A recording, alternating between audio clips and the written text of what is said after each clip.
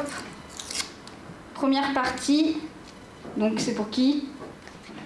La lecture arpentée, c'est une lecture collective. On se réunit tous autour d'un livre. On déchire l'ouvrage, on se partage les mots.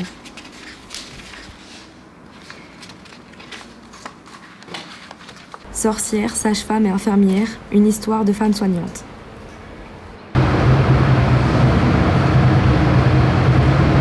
Ici, maintenant, 9 femmes, ce livre, un sujet, le féminisme.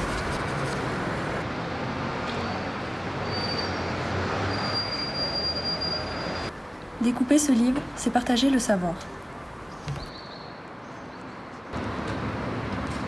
Le savoir des femmes, des sorcières et des soignantes. Savoir fondamental, Savoir ancestral. savoir subtilisé, Savoir nôtre.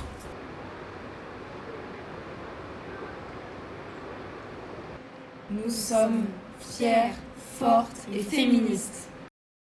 Les auteurs, elles traitaient de sujets féministes, qu'elles disent que ce livre, il servait d'abord à répondre à une forme de colère qu'elles avaient, puisque les années 70 en Amérique, c'est des années où les femmes prennent conscience de leur, qu'elles sont méprisées dans le milieu médical, que ce soit professionnellement parlant où elles occupent des postes secondaires, ou en tant que patientes où elles sont souvent méprisées, maltraitées, on ne demande pas aux femmes leur avis sur leur propre corps, elles n'ont pas de pouvoir de décision, parce que le corps de la femme, dans les années 70, il était très stigmatisé, c'était une honte d'en parler. On n'évoquait pas les parties, l'anatomie du corps féminin, on n'évoquait pas le cycle menstruel, tout ce genre de choses, quoi. Et du coup, elles ont développé, les deux auteurs et d'autres auteurs féministes, ont lancé une série de cours qui avaient pour objectif d'éduquer les femmes sur leur propre corps et d'éduquer un large public sur le corps de la femme.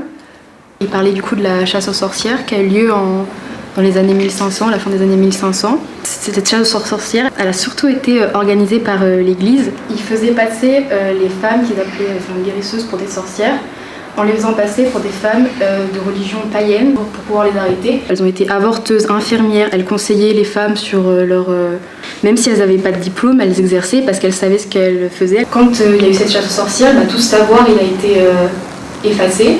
Tout le savoir qu'elles avaient pu acquérir, et du coup, parce qu'elles se transmettaient de femme en femme, de mère en fille, et tout ce savoir il a été éradiqué. Aujourd'hui, il y a 70% des travailleuses de la santé qui sont des femmes, mais elles ont été incorporées dans le milieu de la santé comme des ouvrières, dans une industrie dont les patrons sont des hommes. Elle dit connaître notre histoire, c'est commencer à entrevoir le moyen de reprendre la lutte. C'est ce qu'il faut connaître ce qui s'est passé pour pouvoir continuer de lutter avec les bons moyens, les bonnes références au passé et pouvoir avancer. Et ce que j'ai relevé, c'était en gros comment l'Église a réussi à retourner le pouvoir qu'avaient ces femmes, qui n'est pas du tout un pouvoir qui vient du diable, contre elles-mêmes. Et il y a un moment, il y a une phrase qui est super intéressante. Elles ne sont pas accusées d'être incompétentes, mais qu'en tant que femmes, elles osent prodiguer les soins. C'est-à-dire qu'elles sont compétentes, et ils le savent, ils le reconnaissent, mais juste parce que c'est entre leurs mains, du coup c'est le diable. Et du coup, en fait l'Église avait peur des sorcières et des femmes en général, parce que du coup les sorcières soignantes, elles utilisent leur sens et leur corps pour soigner, alors que l'Église, elle considère qu'on ne peut pas, les sens c'est du coup le diable, le démon, Satan et tout ça, et que Dieu décide de tout, et que ces femmes elles vont à l'encontre de leur doctrine à eux. Et ça leur fait peur. Et moi, ce que j'ai relevé dans tout le passage, c'est qu'en fait, cette chasse aux sorcières, cette élimination des femmes du corps médical, c'était une peur des femmes et de ce pouvoir qu'elles avaient et qu'elles ont réussi à avoir toutes seules. Et que les hommes se sont appropriés. Elles avaient ce savoir, on leur a volé, on a fait des lois pour leur interdire de pratiquer. Et on a dit ensuite, c'est nous qui avons inventé et on va vous aider à apprendre tout ça, maintenant vous les femmes.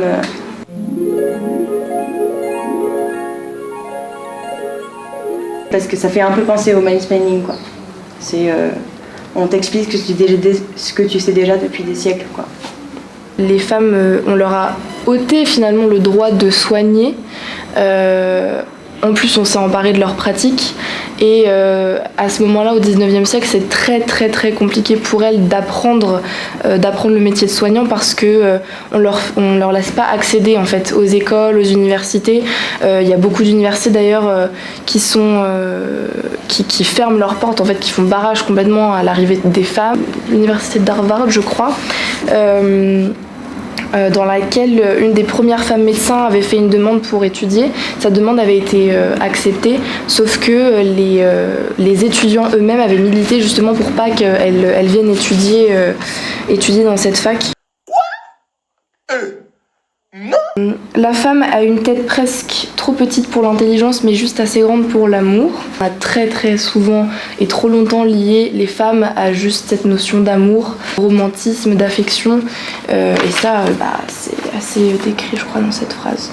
Début XXe siècle, il y a eu des grands changements. Du coup, il y a eu de nombreuses écoles de médecine qui se sont développées de partout. En fait, étudier la médecine, c'est devenu quelque chose vraiment pour une élite et peu accessible. Les sages-femmes, les infirmières, on parle même pas de métier d'ailleurs. Pour les hommes et pour ceux qui sont médecins, ils font juste des simples soins. Ils entraînent beaucoup de rumeurs autour des infirmières, comme quoi elles seraient ivrognes, comme quoi elles seraient dans la prostitution ou dans le vol. Ils se sont quand même rendus compte que les infirmières étaient quand même assez importantes, mais ils voulaient pas n'importe qui comme infirmière. Donc du coup, ils ont cherché des femmes qui étaient déjà dans des bonnes familles pour que du coup elles viennent étudier la médecine. Au départ, ça plaisait pas du coup aux autres employés qui étaient des hommes, mais en fait ils se sont rendus compte qu'elles étaient très obéissantes et qu'elles faisaient le travail très vite. Du coup, ils se sont dit bon, c'est peut-être pas si mal, on va peut-être les garder. Je trouve là c'est la partie la plus intéressante.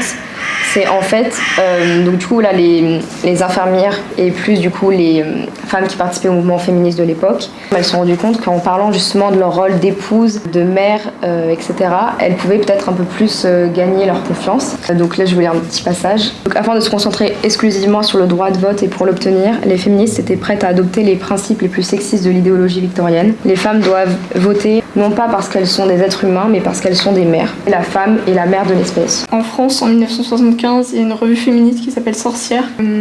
Donc, sont féministes et font des choses en lien avec le féminisme.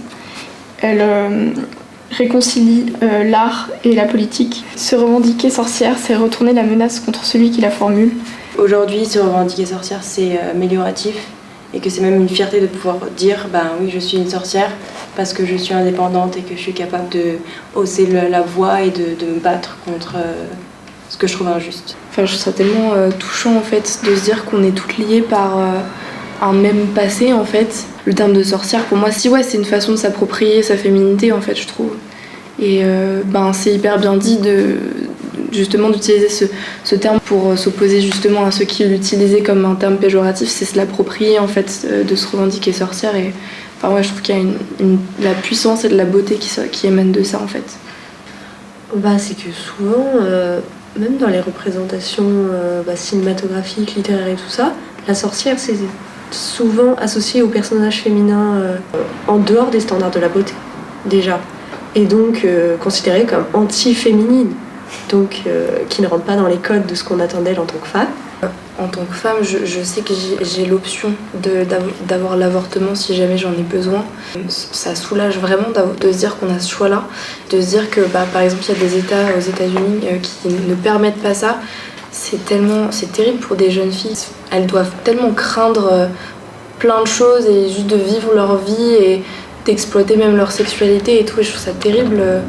Ça doit faire tellement peur de vivre dans un état où justement on ne permet pas ça en fait. Je crois que c'est Gisèle Halimi, je suis pas sûre, qui avait dit que après 72, que la loi ait été votée, elle avait dit que même si la loi est votée, même si aujourd'hui c'est dans la Constitution française, il faudra toujours faire attention parce qu'on peut toujours nous l'enlever et que nos droits qu'on a acquis, nous les femmes, il faudra toujours y veiller malheureusement parce qu'on pourra toujours nous les reprendre. Le combat des femmes, c'est se battre en permanence pour avoir le droit en fait. C'est lourd, c'est hyper lourd en fait dans une vie de se battre en permanence, d'être en guerre tout le temps.